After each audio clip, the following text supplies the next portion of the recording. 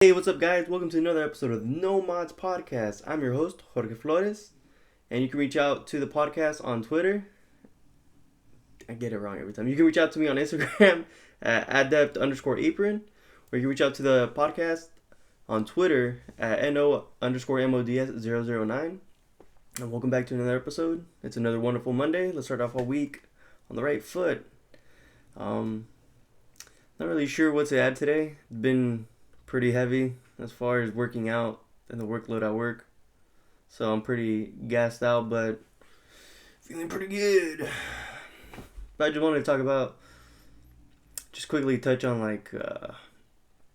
what you should be eating. Or I contemplated a lot because a lot of days I was waking up sore and I was just kind of making like an egg and ham sandwich pretty much. I mean, tacos, but I mean, it's the same thing. But it got me thinking, like, what's the best foods to eat when you're feeling sore? And primarily, what most people will say is like, oh, just consume protein, which I will say it does help, but like I'm trying to look for a little bit more that feels like comfort food without eating comfort food, right? And so it got me wondering, right? Because I feel like most breakfast foods, I mean, pancakes are a solid one. Shit, pancakes, huh? Because everything within reason. Because you can make the whole wheat pancakes, and those can't go wrong with those, to be honest with you. Um, and yeah, literally, you can't go wrong with that. You can have some nice oatmeal, sweeten it with a little bit of honey, or some cottage cheese if you're into that. But that's not me. But like it made me wonder, like, should I be eating comfort foods since my body like needs a little like boost, like at least like mentally, or should I just continue eating protein? So I just decided to like look it up to see what I could get, and just said fatty fish, which I don't know why the fuck it didn't just give me a fish. And luckily it's been 15 seconds, so I can curse. Um, but I mean, because let's get in the mindset.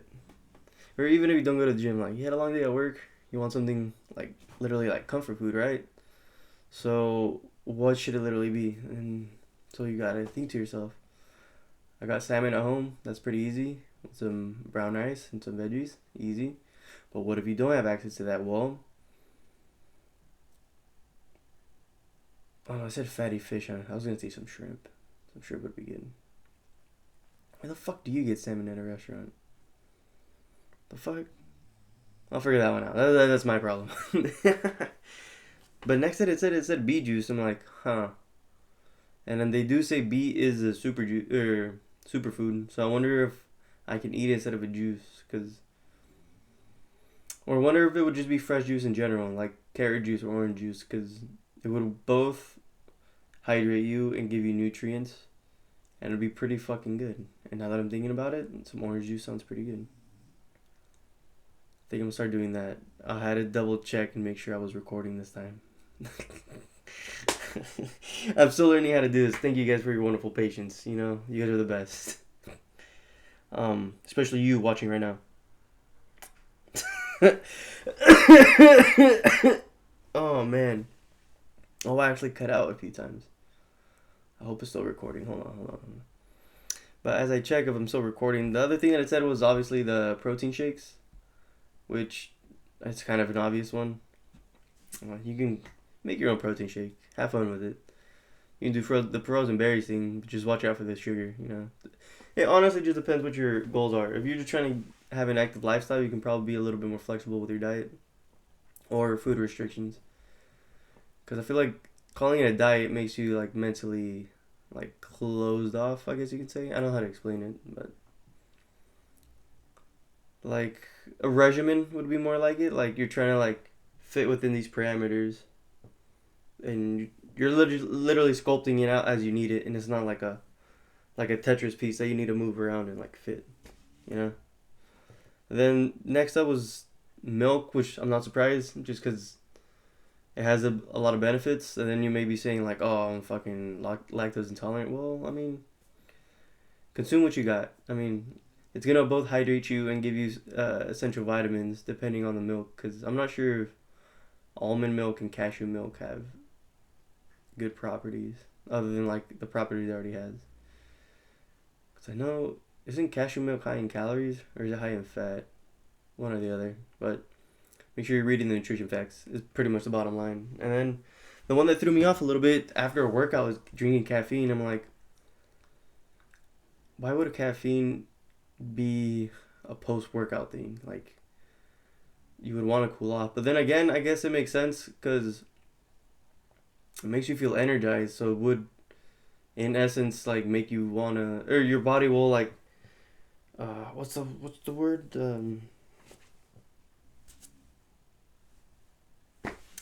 God damn. Whenever, whenever you think of smart words, just can't say it, right? But you know what I was talking about. The caffeine will essentially like get your blood moving, get you hot, which in turn should help at least your muscles relax, almost like an internal sauna, from my opinion. Because if you're drinking cold coffee, then does that still apply? Huh. I could look into that right now, just to vent for time. But I'm here to talk to you guys. And I forgot my next point, but I was gonna follow it up with. Hold on, it's processing. I'm very tired. Is what food or like literally I was thinking. What was the train of thought that I had? Essentially, I started thinking about like what are some comfort foods that like you've seen in TV, and it took me a while to come up with like some of the like the easiest one is most of the ideas about Food Wars, and if you don't know what Food Wars is, it's an anime about cooking. But as you can assume, it's an anime and it gets very extreme sometimes, and essentially the expressions of how good the food is what makes the show very weird. Like visually, they'll taste something, and if it's good, it'll blow their clothes off, and you're like, oh, okay, I guess it's good. But at the same time, some of those recipes don't logically make sense until you execute it, and that's where I'm like, huh. And the funny thing is, like, it took a few years for people to realize what the show was about, and then people like making the dishes and like trying them out and being like, oh fuck, it's actually pretty good. And I'm like, I think it's good depending on who makes it. That's probably the bottom line. I'm pretty sure a lot of people will try to make a pineapple risotto and do a pretty good job, but then there's people that will try to make a pineapple risotto and they don't know what the fuck they're doing. So, add caraway seed. It's a game changer. But then like another food that came to mind, like the easiest pick, in my opinion, was ratatouille from the movie Ratatouille, and it's essentially squash, eggplant, slices of tomato with a bell pepper sauce, and the way it's depicted in it is very how do you say? I wasn't gonna say bourgeois because I don't even know how to use that word, but it's very like elegant and fancy and well plated.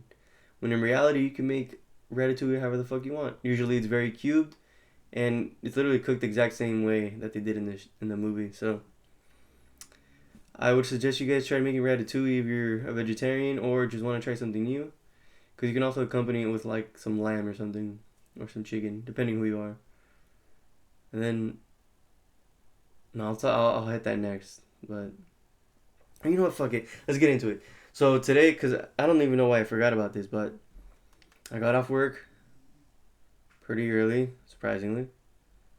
And then I was like, I've been fucking craving a burger, and I told myself no fast food. So I decided tomorrow's gonna rain. If I don't grill now, I won't be able to make anything. So charcoal, fire, bought ground meat, seasoned it. Um, what's it? The all seasoning burger buns, just because it's the first thing I caught my eye. Seasoned my patties, grilled them out, and then I got some hot links too because I was craving them. And then whatever coal was left over, push it into the side firebox. Threw in some more, some applewood. Sliced my half chicken in half, or down the chest. Butterflied it. Seasoned it, and inside. Gotta get every crease. Just so you know, if you ever decide to smoke, every crease. And then I threw it in. FYI, in case you didn't know, whenever you want to put something in a smoker, you gotta make sure it comes to room temp. So pull your product out, season it, and then start your fire. By the time your fire is ready and your smoker's warm, which makes sense, right? Then you can add it in, and everything should be like on par with the timing, and so on and so forth. And then smoke that for like 3 hours because chicken doesn't take that long, and plus, I've noticed that the heat transferred very quickly between my set. I just bought the grill, so I'm still trying to figure it out. But I managed to keep the heat under 300 degrees, which, if you're smoking, that's what you want. Because if you go any higher, you're essentially making an oven. And that was pretty much what I made this week. Yeah. But yeah, that shit was good. I'm craving the burger again. I made a perfect medium burger. And I am a medium guy, just because you can get a better crisp on it. Granted, you can make a black and blue burger, or why the fuck would you do black and blue burger? That's gross. A rare mid-rare burger, like on the hotter side of the grill. You just gotta, yeah. How do I say it? In order to manipulate the heat, oh, you can't see my hand. Oh, yeah, you can. In order to manipulate the heat on the grill, you just gotta either stack your charcoal or like stagger it. So like one side is a hotter side where all the embers are, and it'll slowly trickle down to like a lower heat. So it just depends how you want to work that out. And now I'm getting sidetracked. All right. What else did I make? I'm trying to figure this one out real quick. 1 second. All right. Forgot where I was at. Took a bit of a mental break. I need to start getting my shit together for these, huh? Or maybe drink some coffee? Excuse me. Alright, what was I? Oh, I was talking about foods, right? Foods that you've seen on TV, such as the Krabby Patty, which, funny enough, I have heard a few theories behind it. Is it the secret recipe? Fuck if I know, but some people suspect that there's some crab meat in it, which makes sense. Or a lot of people, I've seen a few people do ground salmon with some ground beef and season it with like furikake. And not gonna lie, that makes sense though. And like the sauce would be like the In-N-Out, similar to the In-N-Out sauce, or probably like tartar sauce and ketchup.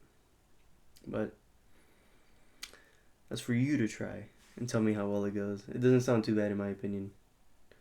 I could put those on the grill as well.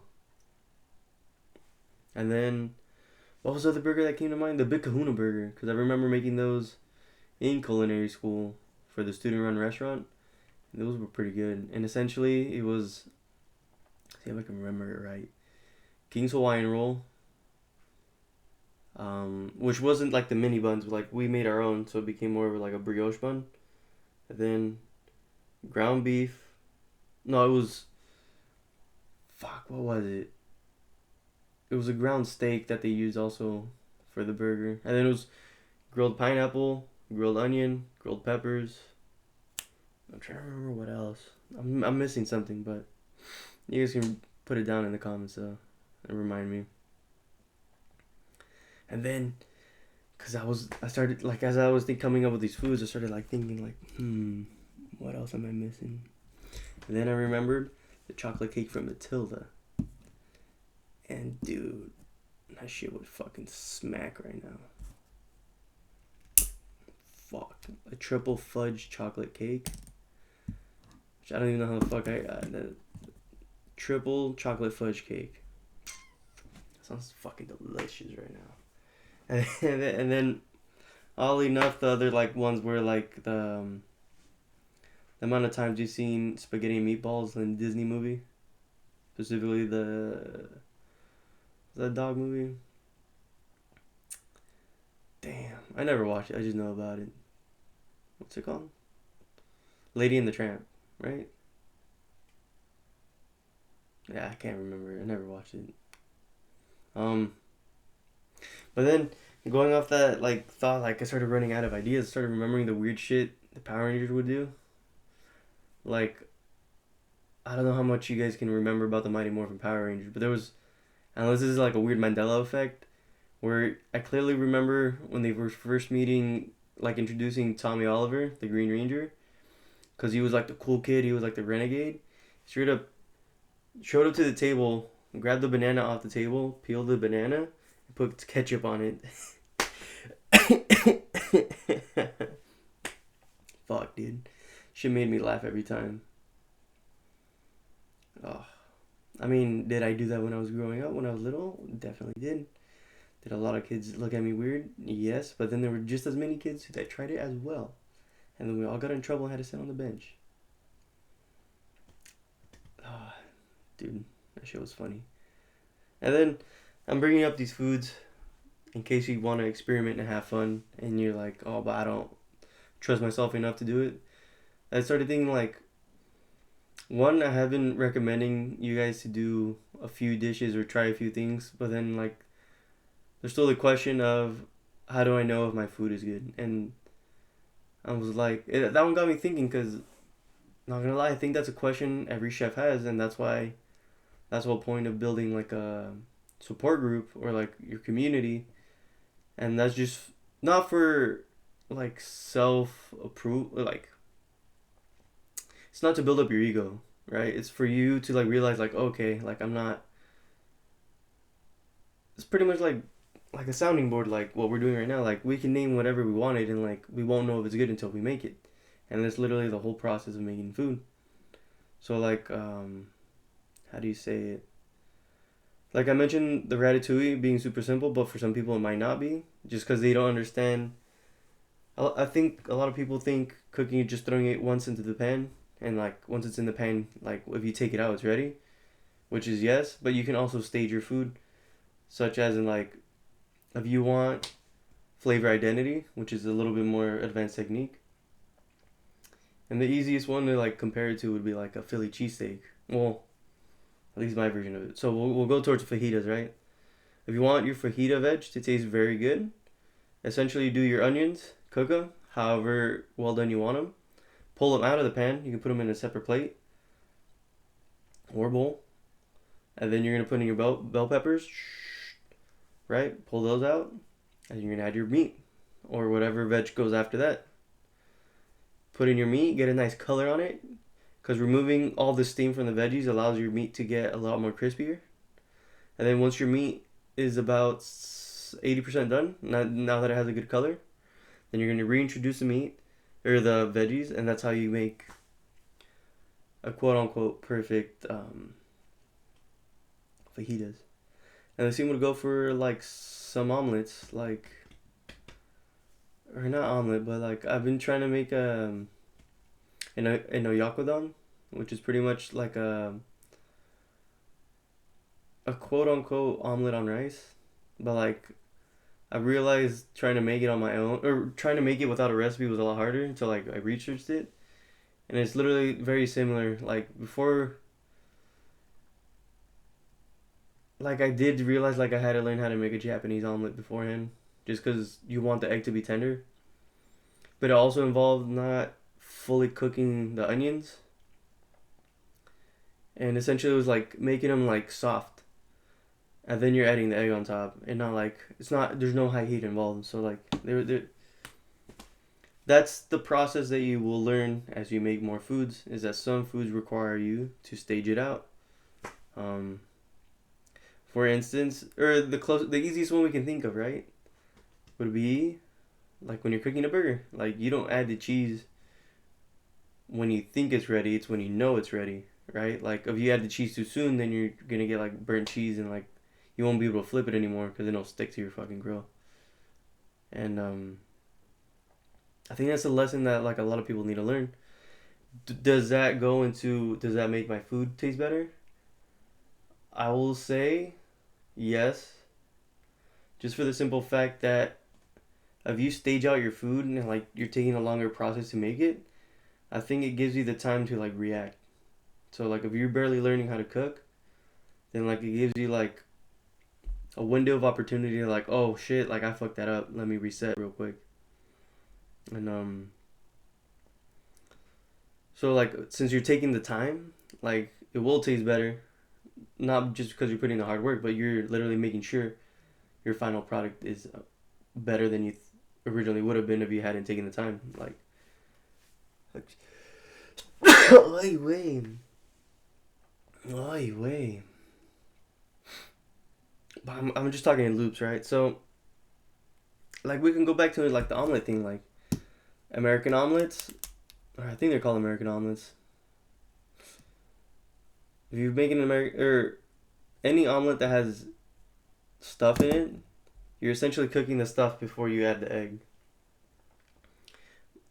And like in most restaurants that do omelets like that, they tend to have everything already cooked or ready to go. So it would just be heat up the mix-ins and then hit it with egg. And that's pretty much the moral of that story. But I think that's a lesson most people don't need to know about, and they should learn that a lot of restaurants will stage their food.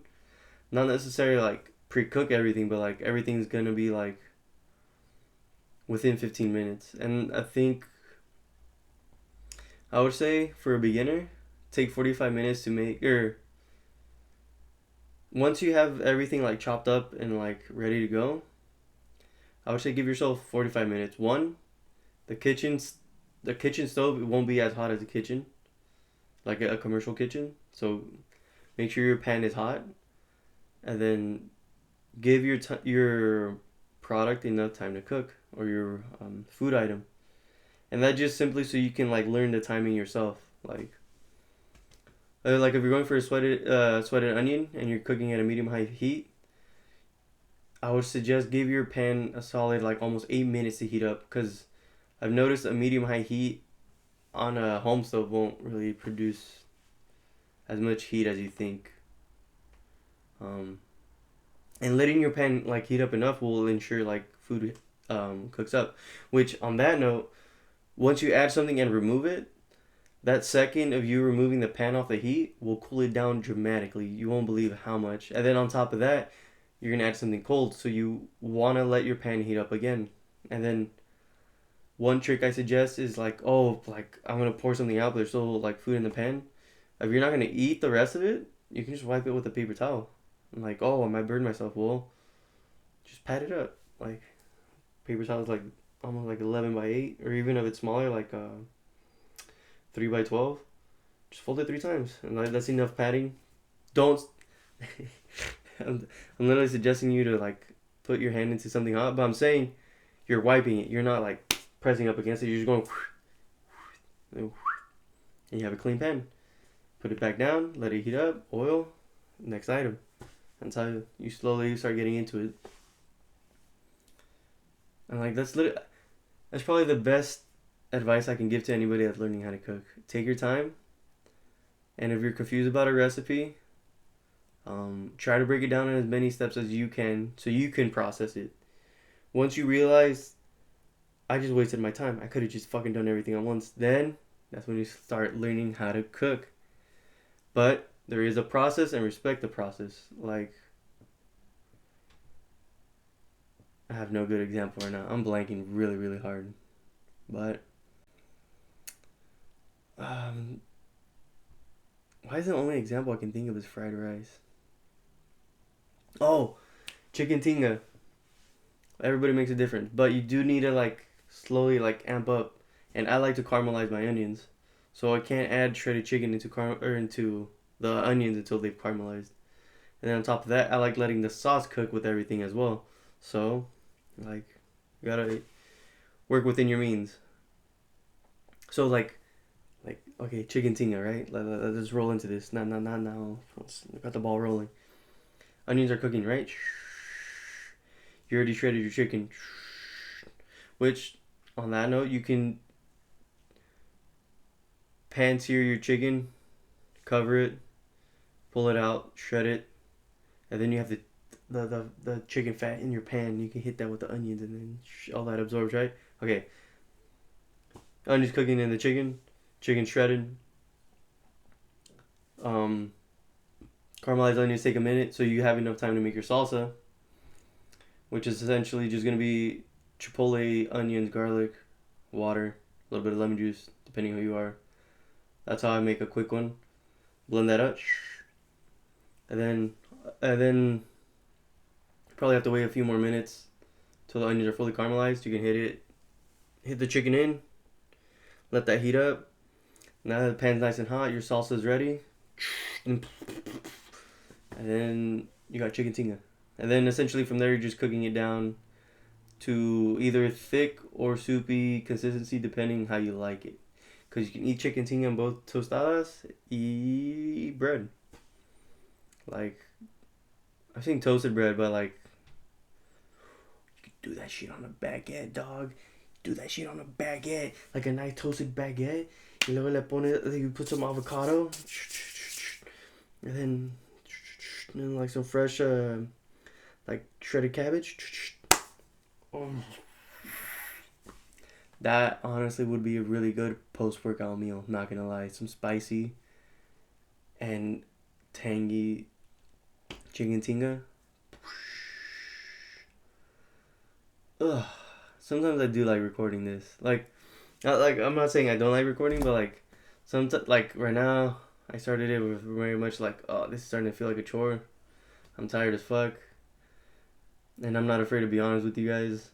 And I'm like, but then like sometimes talking about food, trying to share my knowledge with you guys, it slowly builds me up. I genuinely enjoy talking to you guys, and I hope you guys stick around more and enjoy the roller coaster that is my thinking, because this might be the most linear episode I've had, which I find very funny, but it is what it is. And then to piggyback on that, like I saw an interesting thought, and I know we're getting near the end of the episode, right?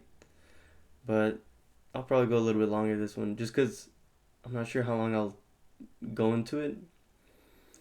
But out of curiosity, started looking into like, oh, like what modern Mexican food there are, and I came upon an article that they interviewed a chef, and his ideology is, if I'm Mexican, then my food is Mexican. Then it got me thinking, like, that's very true, because even if I were to make something from another country, it's coming from someone that has a palate designated more towards Mexican food. But then the question is, does that make it Mexican itself, even though I'm recreating a dish from a certain country? But then I started looking into their food, and I'm like, okay, I get it. Like I started thinking it more of like, how do you say it? Like, if you were born in a different country, you are whatever your parents are, right?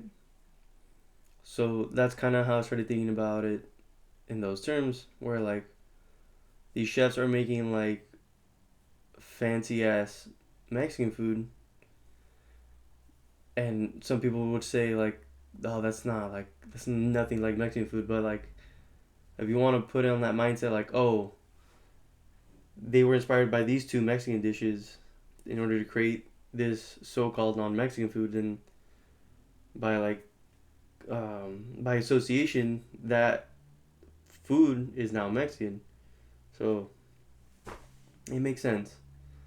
Like, because at the end of the day, food will evolve. Like, there's no way around it. And it was funny that I was kind of like bashing on those weird ass Instagram chefs and stuff, but like I said in that same episode, if you're pushing the envelope, that does make you a chef.